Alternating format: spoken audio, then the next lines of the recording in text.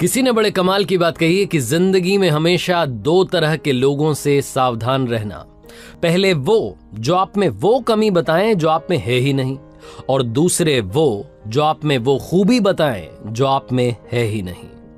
Hi guys, मेरा नाम है आरजे कार्तिक। एक छोटी सी कहानी, ये कहानी एक राजा की जिसके कोई संतान नहीं थी, उत्तराधिकारी नहीं चुन पा रहा था, बूढ़ा हो चला था और अब जरूरत थी इस राज्य को अगला राजा देने की।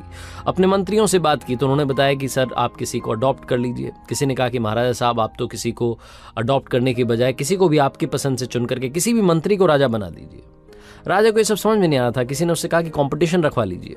ये सुझाव उसे थोड़ा ठीक लगा तो उसने कहा कि काम करते हैं, किसी भी तरीके की कोई कंपटीशन नहीं होगी, सिंपल इंटरव्यू होगा। जो भी आएगा मुझसे बात करेगा और मैं बात करके पहचान लूंगा कि क्या वो अगला राजा बनने के लायक है या नहीं है। फिर किसी ने कहा कि काम करते हैं, इसमें आप क्राइटेरिया डाल दीजिए कि इस टाइप के लोग ही आ सकते हैं। तो राजा ने कहा नहीं, कोई भी आ सकता है, किसी भी उम्र का व्यक्ति आ सकता है और आकर के अगले राजा के लिए इंटरव्यू दे सकता है। अब ये जो साक्षात्कार वाली बात थी ये फैली पूरे राज्य में, धीरे धीरे लोगों को मालूम चला, गांव में पहुंची, कस्बों में पहुंची, शहरों में पहुंची, तो सब तरह के लोग वहां पहुंचने लगे राजमहल में। एक छोटा सा गांव था, वहां एक लड़का किसानी करता था, खेती करता था। उसे जब ये बात मालूम चली तो उसने अपने फादर को बोला कि मुझे भी जाकर के एक बार इंटरव्यू देना है। तो उसके फादर ने कहा कि देख लो, मुझे नहीं लगता कि कुछ हो पाएगा। तो उस लड़के ने कहा एक बार कोशिश करता हूँ। लड़के के घर वालों ने उसको हाँ कह दी। अब वो तैयार था अगले दिन इंटरव्यू पर जाने के लिए, लेकिन सवाल ये था कि उसके पास में ढंग के कपड़े नहीं थे।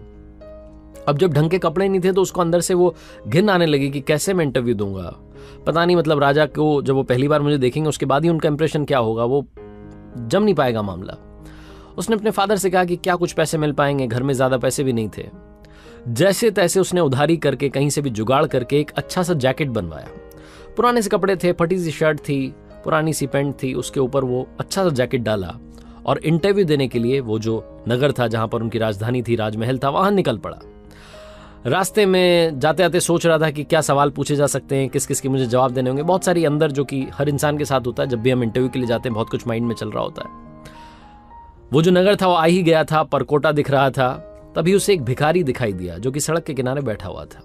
सर्दी का मौसम था, ठिठुर रहा था और उसने इस लड़के से कहा कि बाबूजी क्या मेरी मदद कर दोगे, मुझे कुछ ओढ़ने के लिए दे करके चले जाओ। इस लड़के के पास में कुछ भी नहीं था, ना पैसे थे, थोड़ा बहुत राशन लेकर के आया था खाने पीने के लिए। इसको लगा कि ये तो खाने पीने से तो काम चल नहीं पाएगा, इसको तो कपड़ा ही चाहिए। इसने अपने ऊपर देखा तो एक अच्छी सी जैकेट जो कि बड़ी मेहनत से इस तक पहुंची थी, उधारी के पैसे से पहनी हुई थी, जैसे तैसे जुगाड़ करके पहन के आया था कि चलो इससे इज्जत बच जाएगी, कुछ अच्छा लगेगा, इंप्रेशन चला जाएगा। इसके मन ने कहा कि यही उतार करके दे दो।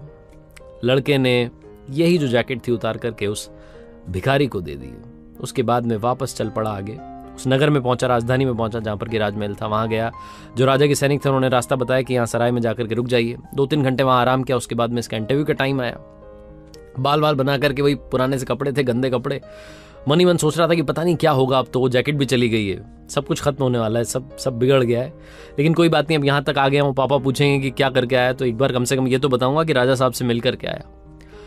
तो राजा के कक्ष में पहुंचा, वहां राजा नहीं था। थोड़ी देर के बाद में राजा आया और जैसे ही राजा आया, ये लड़का जो था इसके पैरों के नीचे से जमीन खिसक गई। इसे समझ नहीं आया कि ये क्या हो गया है।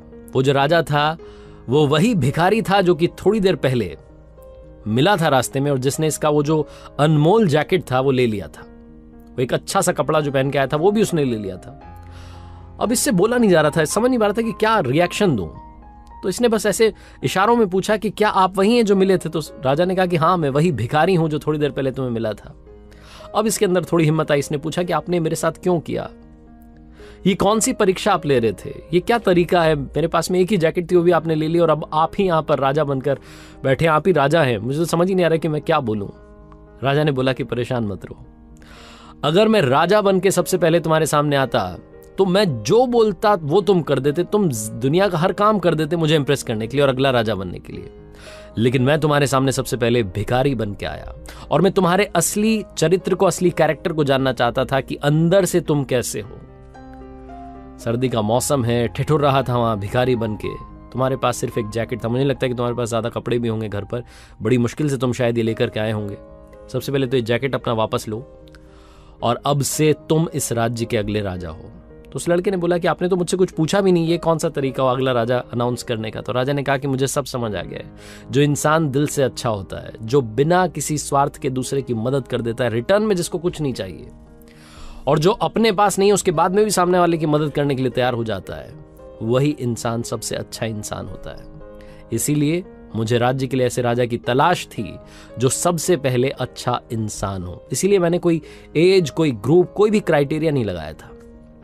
छोटी सी कहानी है, बहुत बड़ी बात सिखाती है। जिंदगी में हम सब चाहते हैं कि सब लोग हमसे प्यार करें, सब हमें चाहें, हमारे बारे में काफी लोग जानें, लेकिन सबसे इंपॉर्टेंट चीज है कि क्या आप सबसे प्यार करने के लिए तैयार हैं, क्या आप सबकी मदद करने के लिए तैयार हैं।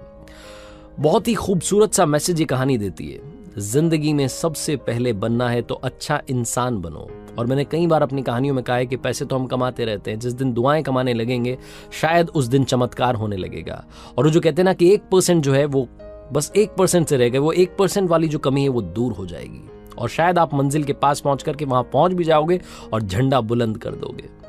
आरजे कार्तिक हमेशा आपसे कहता है, कर दिखाओ कुछ ऐसा कि दुनिया करना चाहे आपके जैसा। याद रखिए, हर सोमवार सुबह 9:30 बजे मेरे YouTube चैनल पर, इंस्टाग्राम हैंडल पर, फेसबुक पेज पर देखिए एक नई कहानी।